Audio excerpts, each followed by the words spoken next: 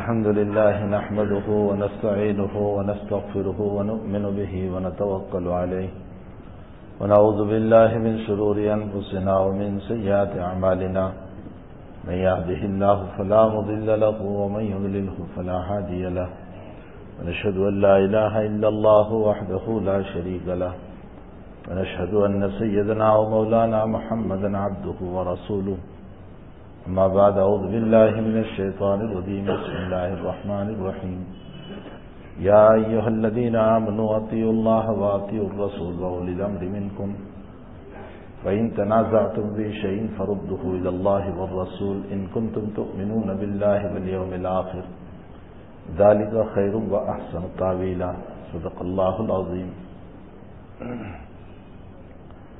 بزرگان محترم، السلام علیکم ورحمۃ اللہ وبرکاتہ. ہمارے اکابر میں ایک بہت بڑی شخصیت گزری ہے، ان کا نام ہے مولانا سعید احمد اکبر آبادی رحمۃ اللہ علیہ. بہت بڑے مقرر اور خطیب تھے. انہوں نے حضرت شاہ وصی اللہ صاحب رحمۃ اللہ علیہ، شاہ وصی اللہ صاحب رحمۃ اللہ علیہ خلیفہ اور مجاز تھے حکیم الامت حضرت اقدس تھانوی نور اللہ مرقدہ کے، اور شاہ وصی اللہ صاحب رحمۃ اللہ علیہ وہ مجذوب الحال بزرگ تھے کہ ہم نے اپنے کانوں سے اپنے اکابر سے سنا کہ مجلس میں جب ان کو وجد آتا تھا ان پر کیفیت طاری ہوتی تھی تو وہ کبھی کبھی کسی کے سر پر تھپڑ مارتے تھے، ہاتھ مارتے تھے. تو مشہور یہ تھا کہ جن کے سر پر بار بار تھپڑ مارے، ہاتھ مارے، حق تعالی ان کو ولایت نصیب کر دیتا تھا. یہ ان کی ایک کرامت تھی. لوگ ان کے ہاتھ چوما کرتے تھے. تو حضرت نے ایک مرتبہ جوش میں آ کر فرمایا کہ کم وقتو تم میرا ہاتھ چومتے ہو، میں اسی جگہ مروں گا کہ تمہیں میری قبر کی مٹی بھی نصیب نہ ہوگی. ایسا ہی ہوا. وہ تشریف لا رہے تھے حج سے، پانی جہاز سے ان کی آمد ہو رہی تھی، اسٹیمر سے وہ آ رہے تھے. راستے میں ان کی وفات ہو گئی اور ان کو لکڑی کے صندوق میں رکھ کر سمندر میں اتار دیا اور ان کی قبر کی مٹی کسی کو نصیب نہ ہوئی. تو بڑے صاحب کشف، صاحب کرامت بزرگ تھے. تو مولانا سعید احمد اکبر آبادی رحمۃ اللہ علیہ باوجود کہ بہت بڑے مقرر اور خطیب تھے، آپ نے شاہ وصی اللہ صاحب رحمۃ اللہ علیہ کو ایک خط میں لکھا کہ حضرت دل سخت بہت ہو گیا ہے، کوئی نصیحت فرمائیں. آج کل عمومی طور پر ہمارے بھی دلوں کی سختی بہت ہے. ہمارا بھی حال یہ ہو گیا ہے کہ چاہے جنت کا تذکرہ ہو، جہنم کا تذکرہ ہو، آخرت کا تذکرہ ہو، قبر کی بحثیں ہو اور قبر کا تذکرہ ہو، بلکہ قبر میں اتار رہے ہو تو بھی آنکھوں سے آنسو نہیں بہتے. ہمارے دل انتہائی سخت ہو چکے.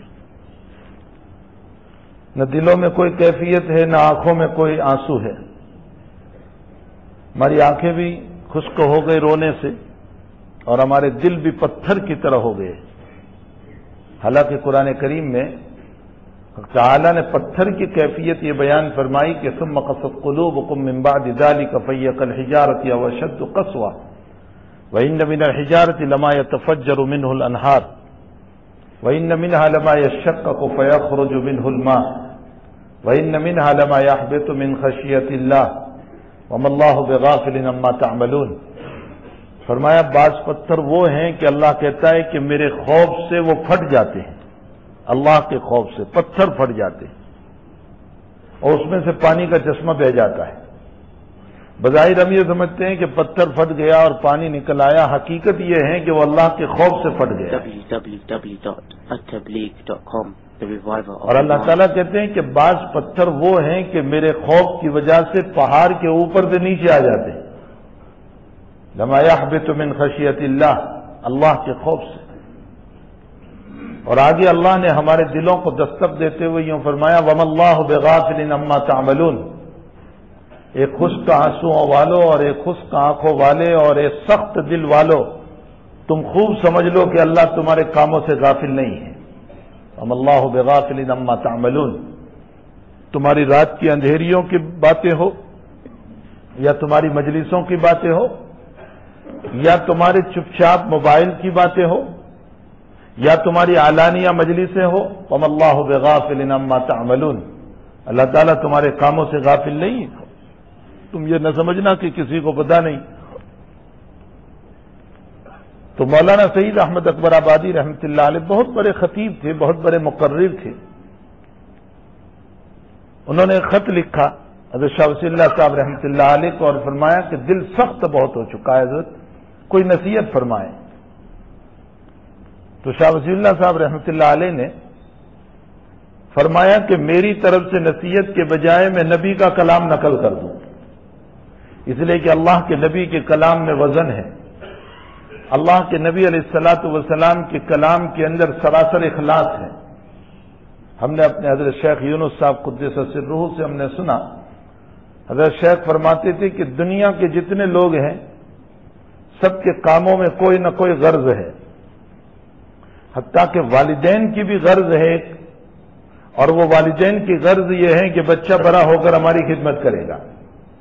تو والدین بھی جو اولاد کی تربیت کر رہے ہیں اس میں ایک غرض ہے، اور اولاد اپنے والدین کی خدمت کر رہی ہے، اس میں اولاد کی بھی غرض ہے کہ ہمارے ماں باپ کی خدمت سے اب تعالی جل شانہ جو کچھ ہمیں آخرت میں دے گا، لیکن دنیا میں ماں باپ کا جو کچھ مال ہے وہ ہمیں ملے گا۔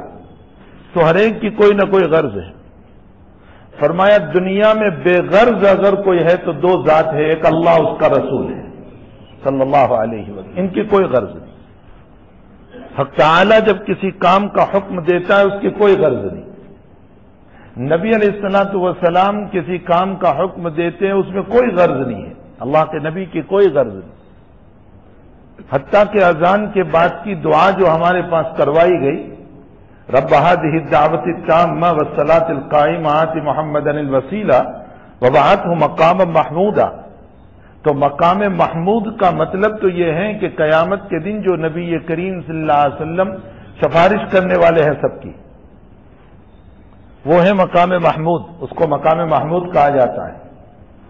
محمود کا معنی تعریف کیا ہوا، اور نبی علیہ الصلوۃ والسلام اللہ کی تعریف کریں گے اور لوگوں کی سفارش کریں گے۔ اور خود نبی علیہ السلام ہمیں یہ بتا کر گئے کہ قیامت کے دن ساری انسانیت پہلے آدم کے پاس جائے گی، وہ انکار کریں گے، پھر نوح کے پاس جائے گی، وہ انکار کریں گے، پھر ابراہیم کے پاس جائے گی، وہ انکار کریں گے، پھر موسیٰ علیہ السلام منع کریں گے، پھر عیسیٰ علیہ السلام منع کریں گے، اور حضرت عیسیٰ کہیں گے کہ جاؤ محمد الرسول اللہ کے پاس، وہی سفارش کر سکتے ہیں۔ یہ خود حضرت بیان کر کے گئے ہیں دنیا میں۔ اس کا مطلب یہ نکلا کہ شفاعت کبریٰ جو ہے، یعنی جلدی سے حساب شروع ہو جائے، یہ شفاعت خاص ہے رسول اللہ صلی اللہ علیہ وسلم کے ساتھ، اور کوئی نہیں کرے گا۔ اور یہ نبی خود بتا کر گئے کہ اللہ نے مجھ کو یہ مقام دے دیا ہے۔ جب یہ مقام نبی کو دے دیا گیا ہے اور قیامت میں آپ ہی سفارش کریں گے، آپ کے علاوہ کوئی نہیں کریں گے، تو پھر اذان کے بعد ہمارے پاس دعا کیوں کرائی جا رہی ہے کہ اللہ ہمارے نبی کو مقام محمود عطا فرما، یعنی ہمارے نبی کو شفاعت کبریٰ عطا فرما۔ شفاعت کبریٰ تو آپ کو مل ہی گئی، پھر ہمارے پاس جو چیز آپ کو مل چکی ہے اس کی دعا کی ضرورت کیا رہی؟ محدثین اس کا جواب یہ دیتے ہیں کہ اگرچہ اللہ تعالیٰ نے پیغمبر صلی اللہ علیہ وسلم کو یہ مقام دے دیا، تمہاری دعا سے نہیں دیا ہے۔ خوب یاد رکھو، میری اور آپ کی دعا سے شفاعت کبریٰ آپ کو نہیں ملی، شفاعت کبریٰ تو اللہ نے اپنی طرف سے عطا فرمائی ہے۔ ہم تو ابھی آ رہے ہیں، ہم تو ابھی دعائیں پڑھ رہے ہیں، وبعث مقام محمودا، اور نبی علیہ الصلوۃ والسلام کو تو آپ کی حیاتی میں یہ مقام دے دیا گیا، تو ہماری دعاؤں سے یہ مقام آپ کو نہیں ملا، اللہ نے خود آپ کو دے دیا، لیکن ہمارے پاس دعا اس لیے کرائی جا رہی ہے کہ میں ایک مثال سے آپ کو سمجھاؤں۔ مثلا میں یوں کہوں کہ میں آپ کے لیے روزانہ دعا کرتا ہوں، میں اگر آپ کو یوں کہوں کہ میں روزانہ آپ کا نام لے کر دعائیں کر رہا ہوں، تو آپ کے دل میں میری محبت آئے گی یا نہیں آئے گی؟ یقیناً آئے گی کہ اچھا آپ کی دعاؤں میں مجھے یاد رکھتے ہیں. تو جب میں یوں کہتا ہوں کہ میں آپ کے لیے نام لے کر روزانہ دعا کر رہا ہوں تو آپ کے دلوں میں میری محبت پیدا ہو جاتی ہے. ہم جب اذان کے بعد دعا کریں گے تو اگرچہ وہ مقام تو نبی کو مل چکا ہے لیکن ہماری دعاؤں کی وجہ سے نبی کے دل میں ہماری محبت پیدا ہو جائے گی. اور جب حضرت جناب رسول اللہ صلی اللہ علیہ وسلم کے دل میں ہماری ان دعاؤں کی وجہ سے محبت پیدا ہو جائے گی تو پھر اللہ کا نبی علیہ الصلوۃ والسلام ہماری انگلی پکڑ کے کہے گا کہ چلو میں تمہاری سفارش کر دیتا ہوں. اسی کو آپ صلی اللہ علیہ وسلم نے فرمایا کہ جو اذان کے بعد دعائیں پڑھے گا وجبت لہو شفاعتی، اس کی شفاعت میرے لیے واجب ہو گئی. جو اذان کے بعد دعا پڑھے گا تو اللہ کے نبی کہتے ہیں کہ میرے ذمے اس کی شفاعت واجب ہے. اب کتنی معمولی سنت ہے یہ دعا کا پڑھنا، کتنی معمولی سنت ہے، لیکن حضور پاک صلی اللہ علیہ وسلم فرماتے ہیں کہ اگر تم اس دعا کو پڑھو گے اذان کے بعد تو تمہاری شفاعت میرے لیے واجب ہو گئی. نبی کہہ رہے ہیں کہ میرے لیے واجب ہو گئی. آپ انداز لگائیں کہ جس چیز کو نبی نے اپنے اوپر واجب کر لیا تو یقیناً نبی ہمارا ہاتھ پکڑ کے جنت میں لے جائے گا یا نہیں؟ کتنی بڑی سعادت نصیب ہو جائے گی. تو بہرحال کہنے کا مطلب یہ ہے کہ اب تعالیٰ جل شانہ کا احسان ہمارے اوپر رہا، اللہ جل شانہ کا بہت بڑا احسان رہا.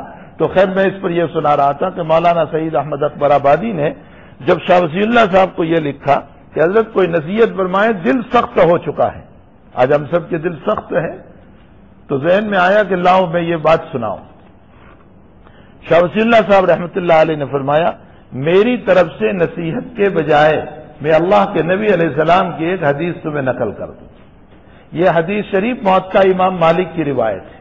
حضرت امام مالک رحمۃ اللہ علیہ نے اس روایت کو نقل کیا ہے اپنی کتاب موطا امام مالک میں. وہ روایت میں آپ کو سنا دوں جو حضرت نے لکھی ہے. وہ روایت میں آپ کو الفاظ کے ساتھ سناؤں تاکہ الفاظ کے برکتیں بھی ہمیں نصیب ہو جائیں. قال النبی صلی اللہ تعالی علیہ وسلم لا تکثر الکلام بغیر ذکر اللہ فإن کثرة الکلام تقسو القلوب وقاسی القلب بعید عن رحمت اللہ ولا یعلمون. اللہ کے نبی علیہ الصلوۃ والسلام فرماتے ہیں لا تکثر الکلام بغیر ذکر اللہ، اللہ کے ذکر کے علاوہ بہت باتیں مت کیا کرو. یہ جو آج مزاج بنا ہوا ہے نا 24 گھنٹے باتوں میں، 24 گھنٹے ہماری زندگی جو ہے وہ ایران توران کی باتوں میں گزر رہی ہے جس سے کوئی فائدہ نہیں، نہ دین کا نہ دنیا کا، نہ دین کا فائدہ نہ دنیا کا فائدہ. چلو کوئی کاروبار کی بات کر رہے ہیں تو ہمیں کچھ دنیا کا فائدہ ہو جائے گا. یہ تو اس طرح کی باتوں میں مبتلا ہے کہ اس سے نہ ہمارے دین کا فائدہ ہے نہ دنیا کا فائدہ ہے. آپس اور بیکار باتوں میں لگے ہوئے، کبھی اس سے متعلق، کبھی اس سے متعلق، کبھی اس سے متعلق، کبھی کسی اور جگہ کے متعلق تبصرہ کر رہے ہیں، کبھی فلاں جگہ کے متعلق تبصرہ کر رہے ہیں، اور میڈیا میں آئی ہوئی باتوں کے سلسلے میں گھنٹوں ہماری بحث گزر جاتی ہے اور حاصل کچھ نہیں ہوتا، کوئی چیز ہمیں حاصل نہیں ہوتی. تو فرمایا لا تکثر الکلام بغیر ذکر اللہ، اللہ کے ذکر کے علاوہ بہت باتیں نہ کیا کرو. فإن کثرۃ الکلام تقسو القلوب، اس لیے کہ بہت زیادہ باتوں کا کرنا یہ تمہارے دل کو سخت بنا دیتا ہے. اور پھر آگے ارشاد فرمایا نبی علیہ السلام نے وقاسی القلب بعید عن رحمت اللہ ولا یعلمون، اور فرمایا جس کا دل سخت ہو جاتا ہے اللہ اس کو اپنی رحمت سے دور کر دیتا ہے، ولا یعلمون، اور اسے خبر بھی نہیں ہوتی کہ اللہ تعالیٰ نے اپنی رحمت سے مجھ کو دور کر دیا. میں سمجھتا ہوں کہ میں تو اللہ کا نزدیک ہوں اور اللہ کا قریب ہوں، لیکن میری وہ ایران توران کی باتوں نے مجھے اللہ سے دور کر دیا. وقاسی القلب بعید عن رحمت اللہ ولا یعلمون. آگے نبی علیہ السلام میں پوری حدیث آپ کو پڑھ کر سناؤں. حضور پاک صلی اللہ علیہ وسلم آگے فرماتے ہیں ولا تنظروا الى ذنوب الناس كأنكم ارباب وانظروا الى ذنوبكم كأنكم عبید. اللہ کے نبی فرماتے تم لوگوں کے گناہوں کو اس طرح نہ دیکھو جیسے تم خود ہی اللہ بن چکے ہو.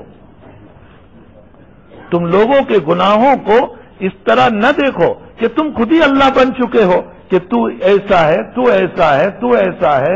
ہم لوگوں کے گناہوں کو اس طرح دیکھ رہے ہیں جیسے اللہ نے مجھ کو خدا بنا کر کے بھیجا ہو، میں جیسے رب بن چکا ہوں.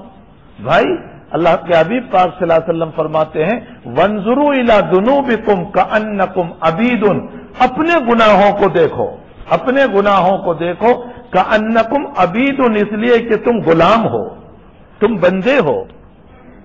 और गुलाम और बंदे को अपनी फिक्र होती है, दूसरों की फिक्र नहीं होती। जो गुलाम होता है उसको अपनी फिक्र होती है, उसको दूसरों की फिक्र नहीं होती। मैं इसकी एक मिसाल से आपको समझाऊं।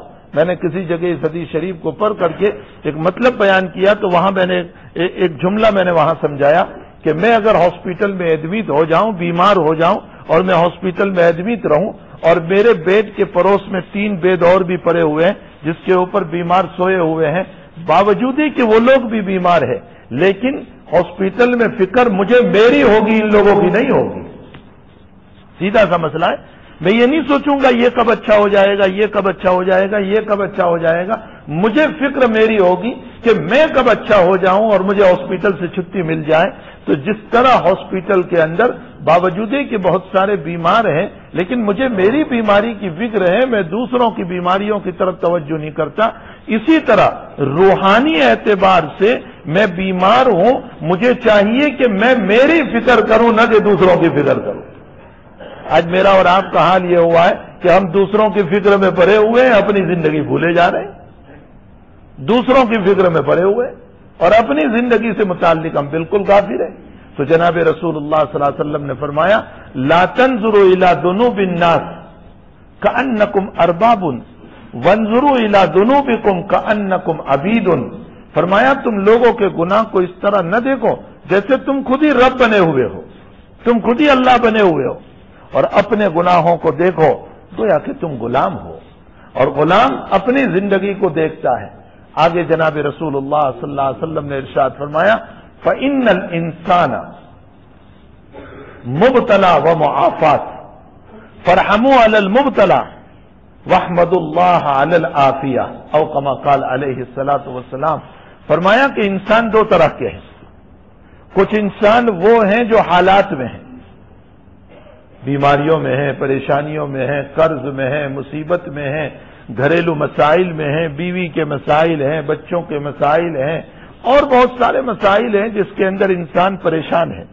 कुछ लोग तो परेशान हाल है, कोई रोजी से परेशान, कोई और चीजों से परेशान। और कुछ इंसान वो हैं जो आफियत से है, बीमारी भी नहीं है, औलाद भी अच्छी है, बीवी भी अच्छी है, मकान भी मिला हुआ है, सर पे कर्ज भी नहीं है, कारोबार भी अच्छा चल रहा है। कुछ लोग अच्छे हैं, आफियत के साथ। तो नबी अलैहिस्सलाम फरमाते फ़इन्नल इंसान मुब्तला व मुआफ़ात, मुब्तला हालात में मुब्तला है, व मुआफ़ात आफियत के साथ है। कुछ लोग आफियत के साथ है। अब आगे अल्लाह के नबी का इतना प्यारा जुमला, मैंने जगह जगह ये बात कही कि इस जुमले को लिख कर अपने घर में लटका दो ताकि हमारी नजर रहे इसके ऊपर। नबी अलैहिस्सलाम ने फरमाया, फरहमू अलल मुब्तला वहमदुल्लाह अलल आफियत। फरमाया किसी को हालात में देखो तो खुश न हो जाना, बल्कि उसके लिए रहम की दुआ करना। किसी को कर्ज में देखकर, किसी को मुसीबत में देखकर, किसी को बगैर घर के देखकर, किसी की बीमारी को देखकर, किसी के कारोबार को गिरता हुआ देखकर, किसी की बच्ची का टूटता हुआ देखकर खुश न हो जाना, बल्कि उसके लिए दुआ करना, उस पर रहम खाना कि अल्लाह तू इस पर रहम फरमा, इसके लिए रोजी का निजाम फरमा, इसको आफियत अता फरमा। फरहमू अलल मुब्तला, और आगे फरमाया वहमदुल्लाह अलल आफियत, और अल्लाह ने तुझे आफियत दी है, तू तंदुरुस्त है, तेरे ऊपर हालात नहीं है, तो तू अल्लाह की तारीफ करना। फहमदुल्लाह अलल आफियत, अपनी आफियत के ऊपर और अपनी राहत के ऊपर तो अल्लाह ताला की तारीफ करना। कितनी बेहतरीन बात जनाब रसूलुल्लाह सल्लल्लाहु अलैहि वसल्लम ने इरशाद फरमाई है। अगर इंसान इसी हदीस शरीफ पर अमल कर ले तो खुदा पाक की कसम ये अल्लाह का नजदीक और मुकर्रब तरीन बन जाएगा, अल्लाह का करीब तरीन बन जाएगा। लेकिन हकीकत यह है कि मेरी और आपकी जिंदगी दुनिया की बातों में इतनी लगी हुई है, इतनी लगी हुई है, इतनी लगी हुई है कि अक्सर हमारा वक्त जो है वो उन्हीं वक्त बातों में गुजरता है जिससे न दीन का फायदा न दुनिया का फायदा, कुछ फायदा नहीं है, उसी में हमारा वक्त गुजर रहा है। और जिंदगी का एक बड़ा हिस्सा हम खर्च कर चुके हैं, इस बाब में जिंदगी का एक बड़ा हिस्सा हम खर्च कर चुके हैं, हालांकि हमें नहीं मालूम कि ये जिंदगी का जो हिस्सा खर्च हो चुका अब ये जिंदगी का हिस्सा वापस आने वाला नहीं है।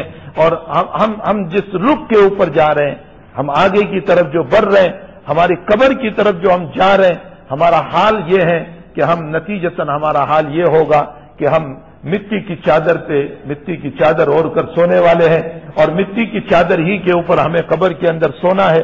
میرا سونا بھی مٹی کی چادر ہوگا اور میرا اوڑھنا بھی مٹی کی چادر ہوگا، اور وہ منو مٹی کے نیچے مجھے اور آپ کو پہنچا دیا جائے گا، اور پھر اس کا حال یہ ہوگا کہ ہمارے اندر قبر کا مونس اور ساتھ میں رہنے والے وہ کیڑے ہوں گے، جو کیڑے ہماری ناش کو کھائیں گے اور گرمی ہماری ناشوں کو پھاڑے گی۔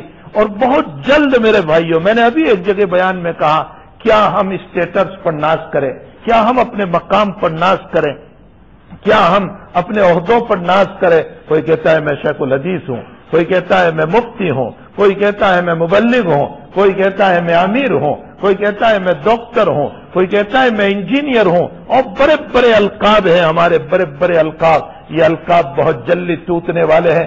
جہاں میری روح نکلتی ہے، اب کوئی نہیں کہتا شیخ الحدیث، اب کوئی نہیں کہتا مفتی صاحب، اب کوئی نہیں کہتا مولانا صاحب، اب آ کر کے پوچھتا ہے آنے والا، میت کہاں رکھی ہے، جنازہ کہاں رکھا ہے، جنازہ کب اٹھنے والا ہے، کب لے کر کے چلیں گے؟ ارے وہ کیا ہو گیا؟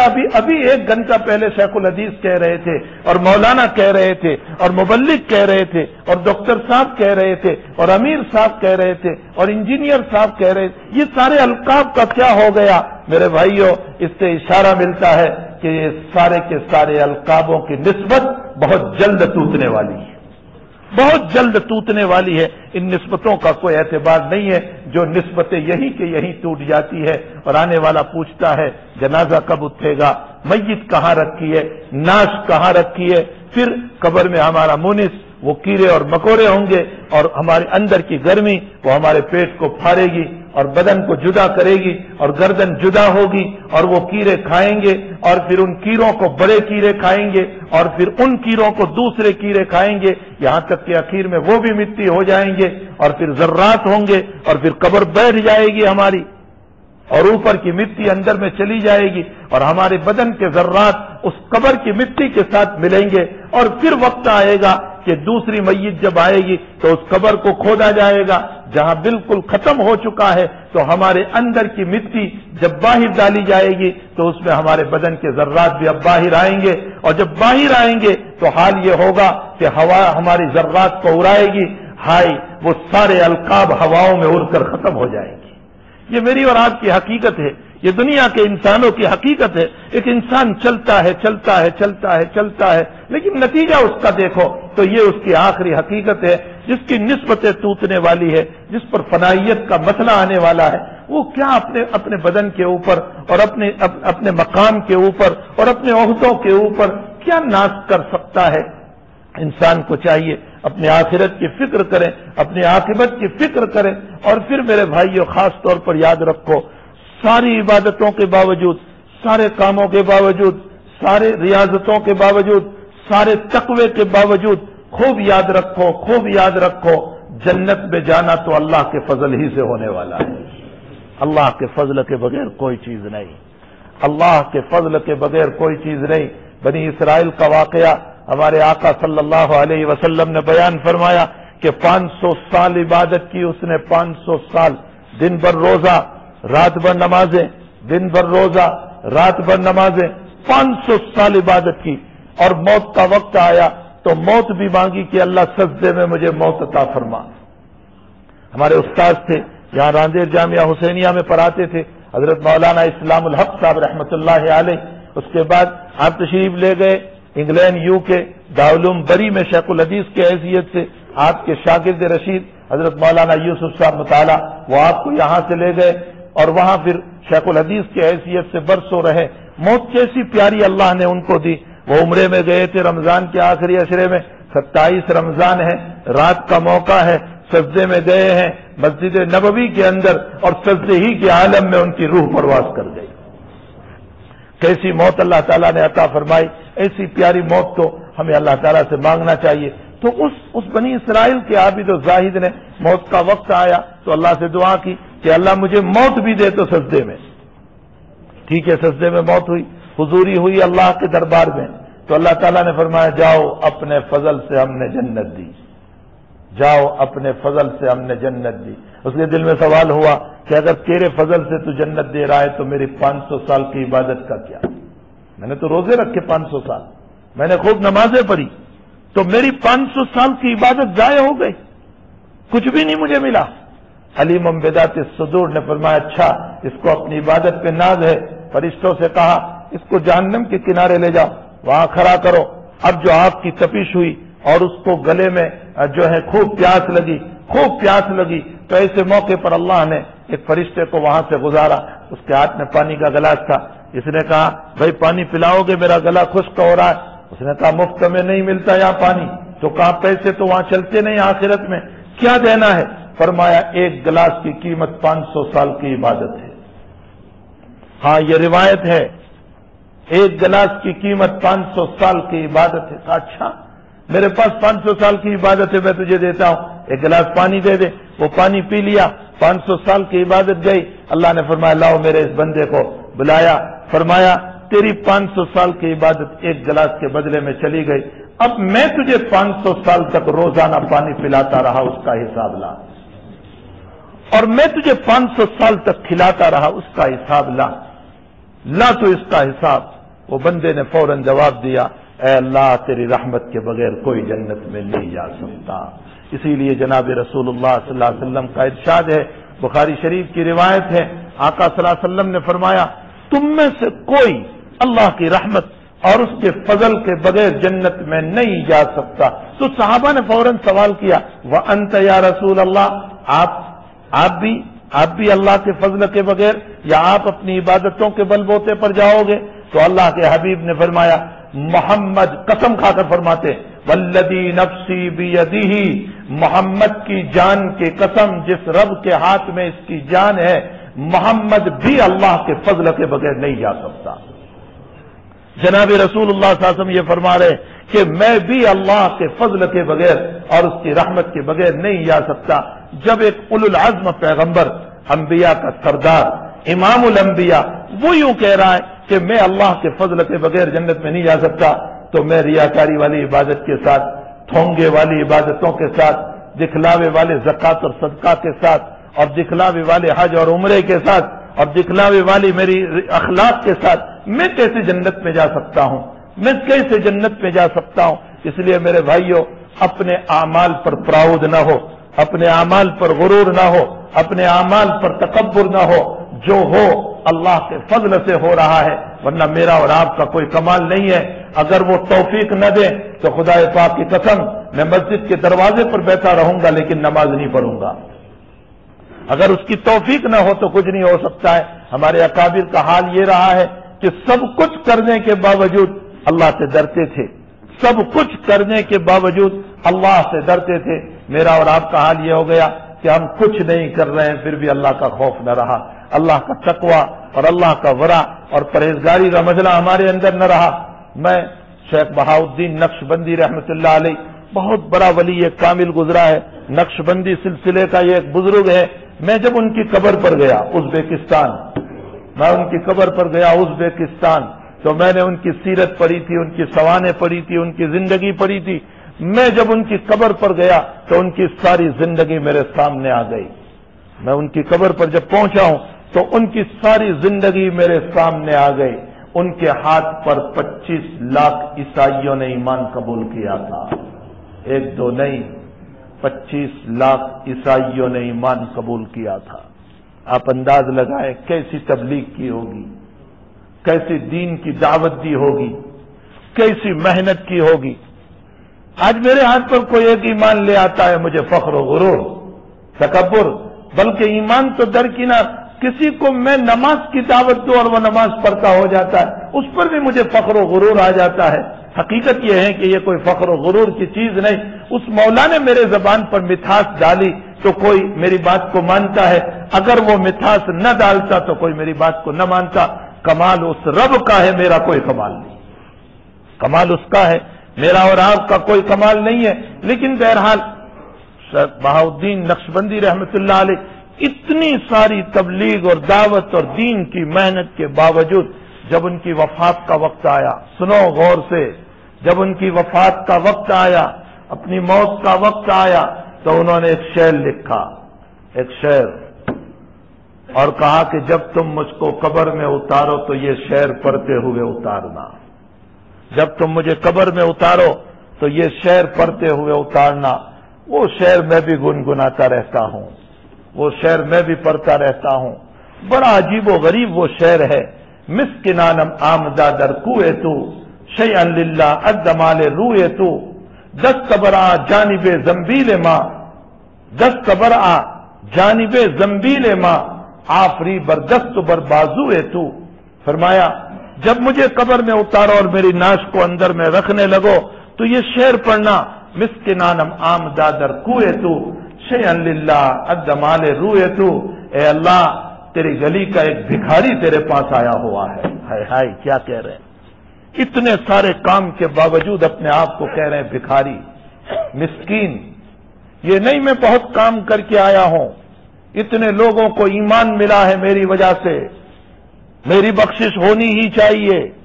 فرمایا مسکنانم آمدہ در کوئے تو، اے اللہ تیری گلی کا ایک بھکاری آیا ہوا ہے، شیئن للہ الجمال روئے تو، اے اللہ تیری جمال کی ایک پرچھائی مجھے عطا فرما دے، تیرے جمال کی ایک پرچھائی مجھے عطا فرما دے۔ فرمایا دست برآ جانب زنبیل ماں، اے اللہ خالی تھیلی لے کر آیا ہوں، خالی زنبیل لے کر آیا ہوں جس میں کچھ نہیں ہے، اے اللہ تیری رحمت کا ہاتھ مجھ پر بڑھا دے، دست برآ ہاتھ بڑھا دے جانب زنبیل ماں، میری خالی زنبیل کی طرف اور میری خالی تھیلی کی طرف آفری بردست بر بازو ہے تو، اے اللہ میں لاکھوں سلام کرتا ہوں تیرے ہاتھ اور پاؤں کو۔ اللہ تعالیٰ کو کہہ رہے ہیں تیری ذات کو میں لاکھوں سلام کرتا ہوں، تو مجھ غریب کو معاف کر دے، میری زنبیل کو نیکیوں سے بھر دے، میری زنبیل کو رحمتوں سے بھر دے۔ یہ ایک عجیب و غریب شعر ہے۔ میں نے کچھ احباب کو کہا جب تم طواف کرتے ہو اور طواف کے درمیان تم اس شعر کو گنگناؤ اور اللہ سے کہو مسکنانم آمدہ در کوئے تو، اے اللہ میں بھی اس طواف اس کعبۃ اللہ کے چاروں طرف ایک فقیر بن کر کے آیا ہوں، تیرے جمال کی پرچھائی مجھے عطا فرما دے۔ بہت مزہ آتا ہے جب اس شعر کو پڑھ کے ہم طواف کرتے ہیں، بہت مزہ آتا ہے۔ اور آگے جب ہم اللہ کو یوں کہیں دست برآ جانب زنبیل ماں، اے اللہ خالی زنبیل لے کر کے آیا ہوں، تو تیرا ہاتھ بڑھا دے رحمت والا، تاکہ اے اللہ میرا بیڑا پار ہو جائے، میں تیری ذات کو مبارکبادی دوں گا، میں تیری ذات کو سلام کروں گا۔ جب ایک انسان اللہ کے در پر جا کر طواف کرتے ہوئے یہ اشعار پڑھتا ہے تو اس کا دل اللہ کے ساتھ لگ جاتا ہے، اللہ کی طرف سے فیضان سا اس کی طرف ہوتا ہے، اور اس کا دل جو ہے وہ اللہ کے ساتھ محبت میں دوچار ہو جاتا ہے۔ پھر اس کی توجہ اللہ کے علاوہ کسی اور پر نہیں ہوتی، بلکہ وہ طواف کرتے ہوئے اللہ ہی کی طرف نگاہ رکھتا ہے، اور وہ یہ سوچتا ہے شاید اس چکر میں جمال آ جائے میری مغفرت ہو جائے، اس چکر میں جمال آ جائے میری مغفرت ہو جائے۔ وہ ساتوں چکر میں اور ساتوں طواف کے پھیروں میں اللہ کے جمال کا منتظر رہتا ہے۔ کیا مزہ آتا ہوگا ان اہل اللہ کو، ان بزرگوں کو، ان اللہ والوں کو، جب وہ کعبۃ اللہ کا اس طرح پر طواف کرتے ہوں گے۔ انہی کا ایک شعر ہے شیخ بہاؤالدین نقشبندی رحمت اللہ علیہ کا، ایک عجیب اور شعر ہے۔ فرمایا چوں بزمیں سجدہ کردم، چوں بزمیں سجدہ کردم، یہ تو اپنے متعلق وہ کہہ رہے ہیں، کتنا عاجز بندہ ہے وہ، کتنا اپنے آپ کو حقیر و فقیر سمجھے ہوئے ہیں، کتنا اپنے آپ کو جو ہے اللہ کے سامنے بے بس بنا رہا ہے۔ فرمایا چوں بزمیں سجدہ کردم جز زمین ندا برآمد، چوں بزمیں سجدہ کردم جز زمین ندا برآمد۔ فرمایا جب میں نے زمین پر سجدہ کیا تو زمین کے اندر سے آواز آئی، زمین کے اندر سے آواز آئی کہ اے انسان تو جلدی سے اپنا سر اٹھا لے، تو نے تیری ریاکاری سے مجھے بھی خراب کر دیا، تو نے تیری ریاکاری سے مجھے بھی، زمین کہہ رہی ہے تو نے تیری ریاکاری سے مجھ کو بھی خراب کر دیا۔ میرے بھائیوں آج زمین بھی ہم سے پناہ مانگ رہی ہے کہ تیری بربادیوں کی وجہ سے ہم برباد ہو رہے ہیں، اور آسمان ہم سے پناہ مانگ رہا ہے کہ تیرے گناہوں کی نحوست سے ہم برباد ہو رہے ہیں، اور پرندے ہم سے پناہ مانگ رہے ہیں کہ تمہاری نالائقیوں کی وجہ سے ہمارا رزق بند ہو رہا ہے، اور دنیا کے جانور ہم سے پناہ مانگ رہے ہیں کہ تمہاری بدتمیزیوں کی وجہ سے ہمارا رزق اللہ نے بند کر رکھا ہے، اور بارش نہیں ہو رہی ہے اور ہم مرے جا رہے ہیں۔ میرے بھائیوں دنیا کے بے زبان جانور ہماری بدتمیزیوں کی وجہ سے برباد ہوتے جا رہے ہیں، تو زمین یوں کہہ رہی ہے اے سجدہ کرنے والے انسان، تو جلدی سے سر اٹھا، تیری ریاکاری کی وجہ سے تو نے مجھ کو بھی خراب کر دیا۔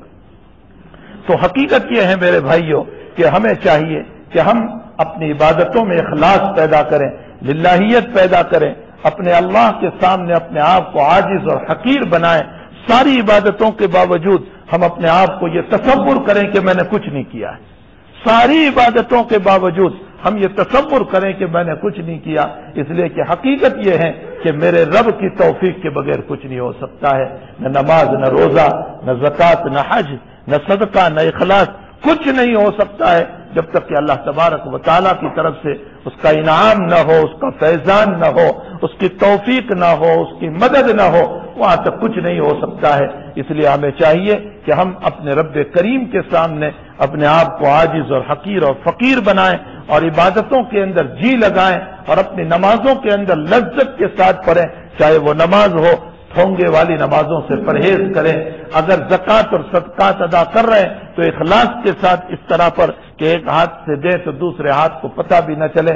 میرا حج اور عمرہ اس طرح نہ ہو کہ میں ریاکاری کے اندر میرے اپنے حج اور عمرے کو ضائع کر دوں، بلکہ کبھی ایسا بھی حج کر لو کہ کسی کو پتہ بھی نہ ہو، ایسا عمرہ بھی کر لو کہ کسی کو پتہ بھی نہ ہو، اور بہرحال ہمارے عمرے کے ذریعے سے اللہ راضی ہو رہا ہو، ہمارے حج کے ذریعے سے مولا راضی ہو رہا ہو، ہمارے صدقہ اور ہماری زکوٰۃ کے ذریعے سے رب کریم اپنی رضامندی کا پروانہ دے رہا ہو، اور موت کے موقع پر مجھے اور آپ کو، اور ایک بات خاص یاد رکھو میرے بھائیوں، میری اور آپ کی زندگی میں اگر لالچ ہے تو یہ انسان کی طبیعت ہے، کچھ نہ کچھ لالچ ہوتی ہے، حرص ہوتا ہے، لیکن یہ حرص صفت ہے حضرت آدم و حوا کی۔ آدم اور حوا ان کی صفت ہے، انہوں نے لالچ کی تھی۔ وہ لالچ کیا تھی؟ وہ لالچ یہ تھی کہ اگر ہم اس دانے کو کھا لیں گے تو ہمیشہ جنت میں رہیں گے، یہ ان کی لالچ تھی، اور وہ لالچ بھی اچھی تھی، جنت میں رہنے کی لالچ تھی کہ ہم ہمیشہ جنت میں رہیں گے، اس لیے اس دانے کو کھا لیا۔ معلوم یہ ہوتا ہے کہ اگر ہماری طبیعت میں لالچ ہے تو وہ ایک انسان کی صفت ہے، یعنی آدم و حوا کی جو ہمارے اندر آ چکی ہے، وہ اتنی بری نہیں ہے، لیکن ایک انسان نماز نہیں پڑھتا، یہ صفت ہے شیطان کی، اس لیے کہ اللہ تعالیٰ نے فرمایا تھا شیطان کو کہ اس جو سجدہ کر آدم کو، لیکن اس نے سجدہ کرنے سے انکار کیا۔ معلوم ہوتا ہے نماز کا نہ پڑھنا یہ شیطان کی صفت ہے، اور لالچ کا ہونا یہ انسان کی صفت ہے۔ انسان کی صفت اتنی بری نہیں ہے جتنی کہ شیطان کی صفت بری ہے۔ معلوم ہوتا ہے نماز کا چھوڑنے والا یہ شیطان کے نقش قدم پر ہے، نمازوں کا چھوڑنے والا یہ شیطان کے نقش قدم پر ہے۔ ہمیں چاہیے کہ اپنی نمازوں کو عبادت، خضوع، عاجزی اور انکساری والی بنائیں، اور اپنے رب کریم کے سامنے جب حاضر ہو تو ہم یہ سمجھیں کہ میں ہوں اور میرا مولا ہے۔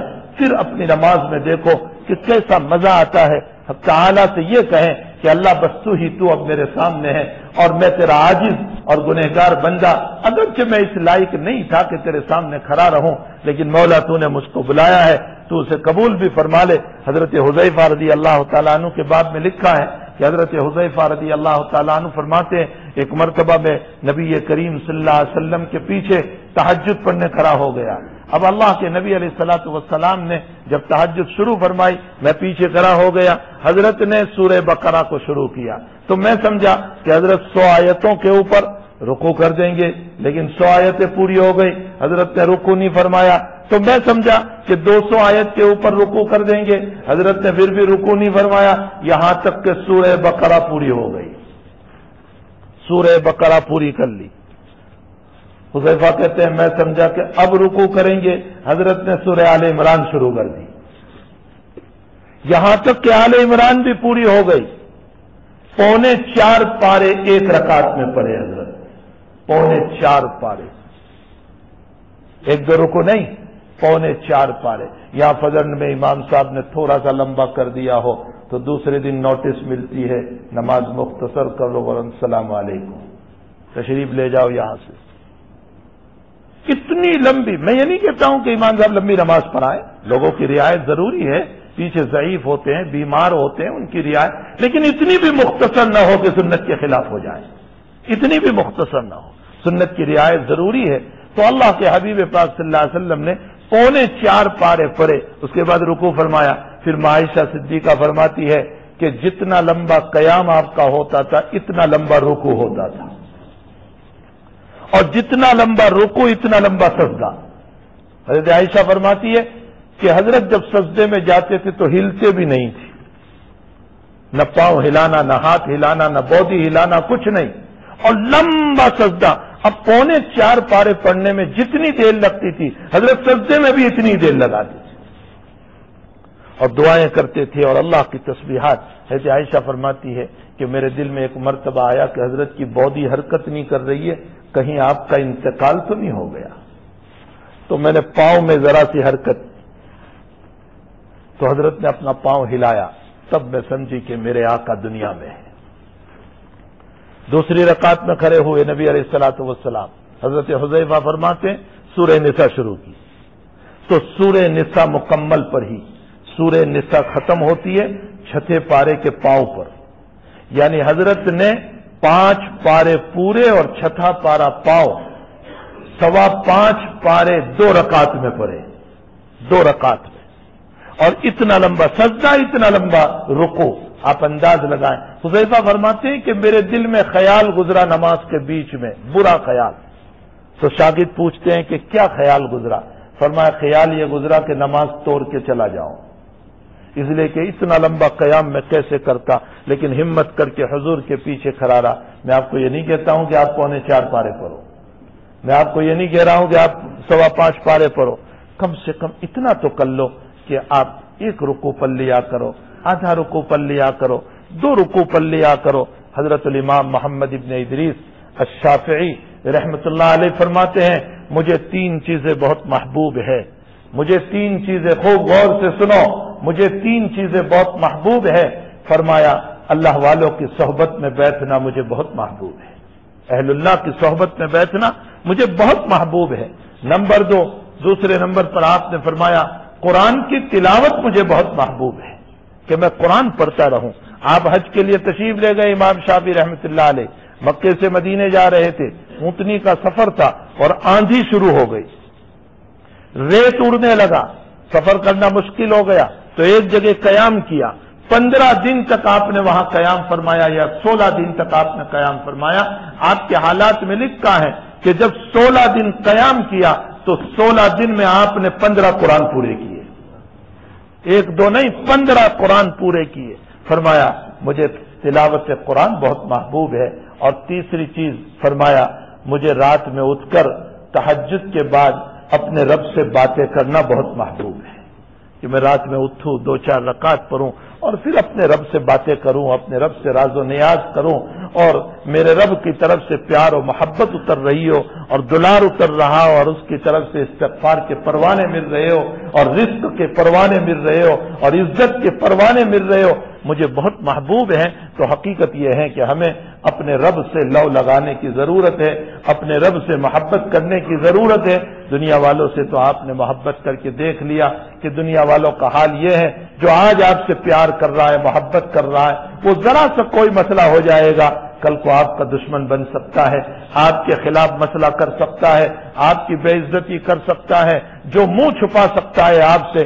لیکن رب کریم وہ ذات ہے کہ ہزاروں اس کی نافرمانیوں کے باوجود، اور ہزاروں اس کے قصوروں کے باوجود، اور ہزاروں اس کی بغاوتوں کے باوجود، جب ہم صدق دل سے 2 منٹ کے لیے رو کر اس کے در پر بیٹھ جاتے ہیں تو وہ کبھی پچھلی زندگی پر تانا بھی نہیں دیتا، وہ کبھی تانا نہیں دیتا، بلکہ وہ پیار اور محبت سے مجھے بلا کر کے وہ اپنی معافی کا پروانہ عطا کرتا ہے۔ ایسے رب کے ساتھ ہمیں محبت کرنا چاہیے، تعلق رکھنا چاہیے۔ حق تعالی جل شانہ و من والہ ہم تمام کو اپنے رب کے ساتھ تعلق رکھنے کی، محبت کرنے کی، اور اللہ جل شانہ اپنے مولا کی عبادتوں کو ادا کرنے کی دل و جان سے، محبت سے، اخلاص کے ساتھ، خوشی کے ساتھ اللہ تعالی ہم تمام کو عبادات کو کرنے کی توفیق عطا فرمائے۔ وصلی اللہ علی النبی الکریم برحمتک یا ارحم الراحمین۔ الحمد للہ رب العالمین والعاقبۃ للمتقین، والصلاۃ والسلام علی سید الانبیاء والمرسلین وعلى آله وصحبه أجمعين. اللهم صل وسلم دائما أبدا على حبيبك خير الخلق كلهم. ربنا آتنا في الدنيا حسنة وفي الآخرة حسنة وقنا عذاب النار. اللهم أرنا الحق حقا وارزقنا اتباعه وأرنا الباطل باطلا وارزقنا اجتنابه. اللهم ربنا ظلمنا أنفسنا وإن لم تغفر لنا وترحمنا لنكونن من الخاسرین. اللہ گناہوں کو معاف فرما، قصوروں سے درگزر فرما.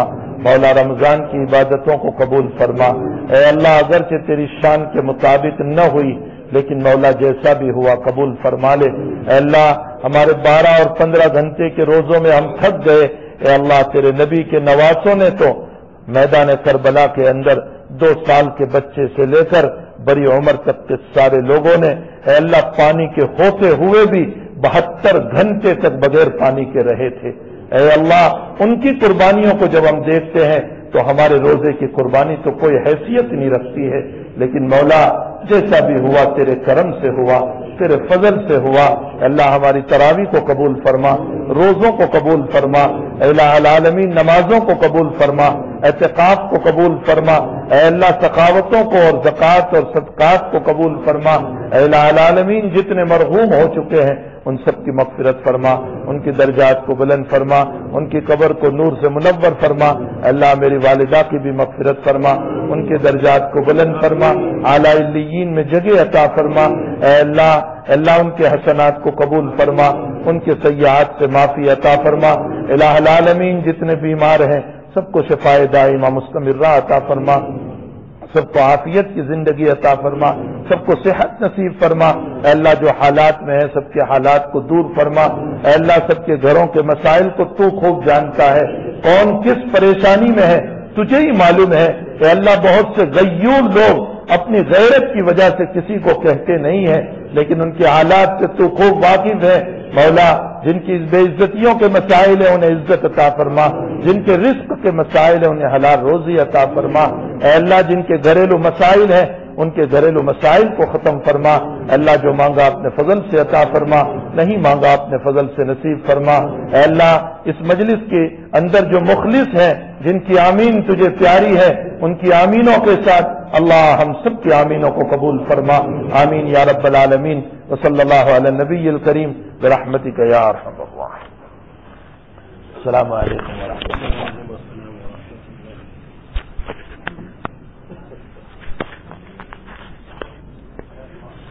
www.attableek.com, the reviver of Iman.